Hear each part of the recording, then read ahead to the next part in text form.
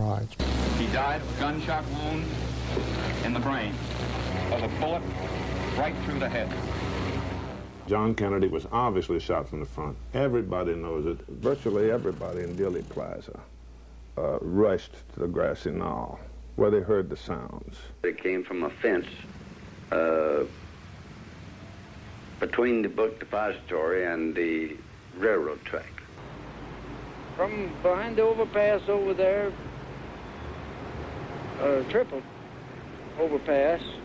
Right over about 20 or 30 feet from the other end of that little picket fence. And it sounded like it came from the left and in front of us, towards the wooden fence. And there was a puff of smoke that came underneath the trees.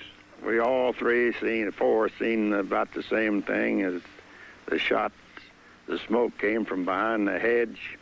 And then as the car got directly in front of us, well, a gunshot apparently from behind us hit the president side of the temple. Do you think the first gunshot came from behind you too? I think it came from the same location. Apparently back up on the mall. When I stated I felt like the second and third shots could not have been fired from the same rifle, they reminded me that I wasn't an expert. So what is this image again? The exact moment the fatal bullet struck the president in the head. Right here. Some believe that one of these shadows may be an assassin standing behind the fence. Lee Bowers, a railroad employee who was working. Fatal bullet struck the president in the head. Some believe that one of these shadows may be an assassin standing behind the fence.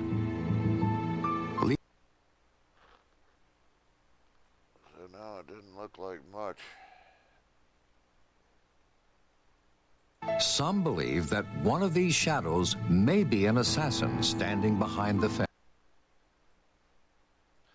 As you can see, I was taking extreme close-ups of that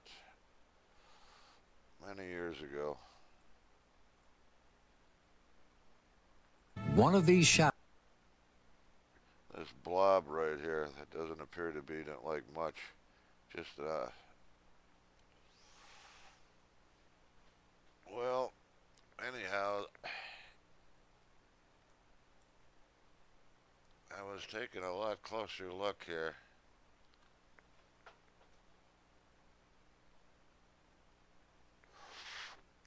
Let's see if you see what I saw.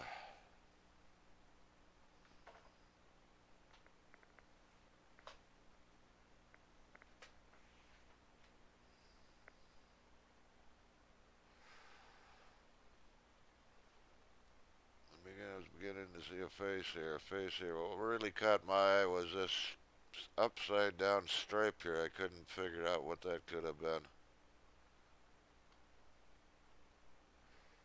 So I was looking a little closer. So that's a little closer up of that image right here. As you can see, this is on the, this is picked up on television as they zoomed in on the Mormon photo.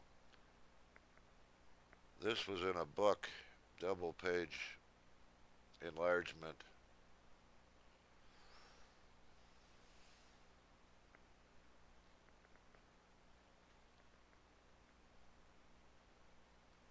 So you get the gist of it. I was looking there, and let's take him now.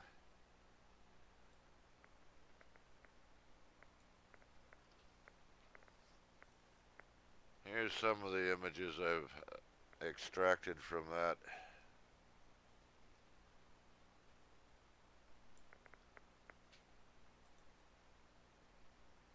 How about a colorized version?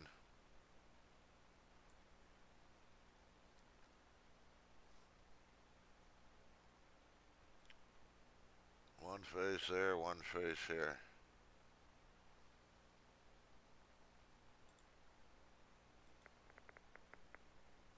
How about a little larger view? And by the way, well, I gotta do it this way. I got all kinds of images here. Yes, there it is. Here's an independent close-up somebody did. I don't even know who it was, but this was a digitally enhanced version of the Mormon photo. They never even noticed this. I made a enlargement and I put it up here in the front. They were looking back here, back along here.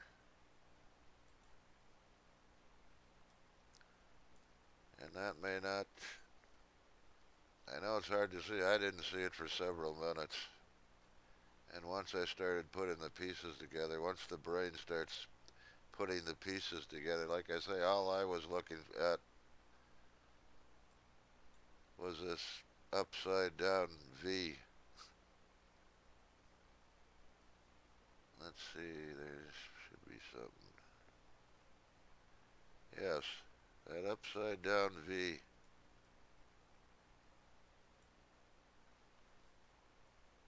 And then I noticed there were a few others. There was this, what appears to be a circle here, just above that. And then I started putting the pieces together. You start seeing the faces. Once you start seeing the faces, understand this is the left arm.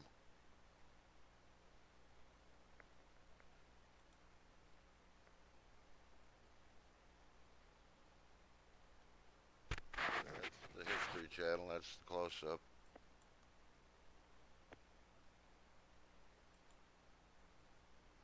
Again,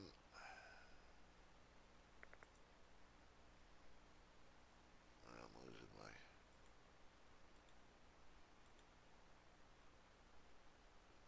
Where is the color?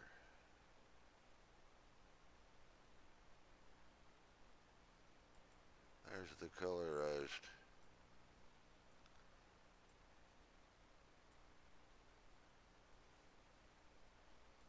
So there's definitely something very unusual there, to say the least. And when you put it all together, I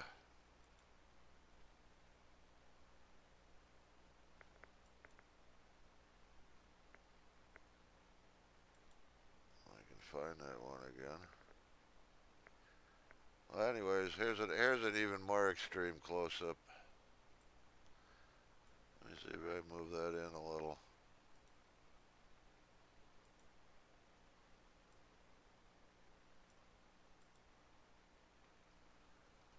Now, this is very curious that at that distance,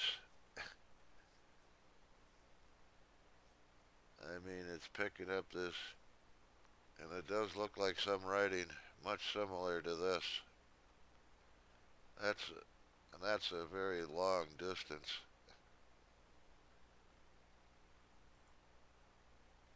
But anyways,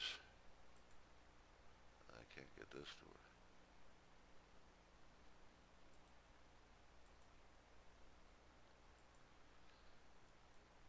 So anyhow, it's very curious that, if I can find that one.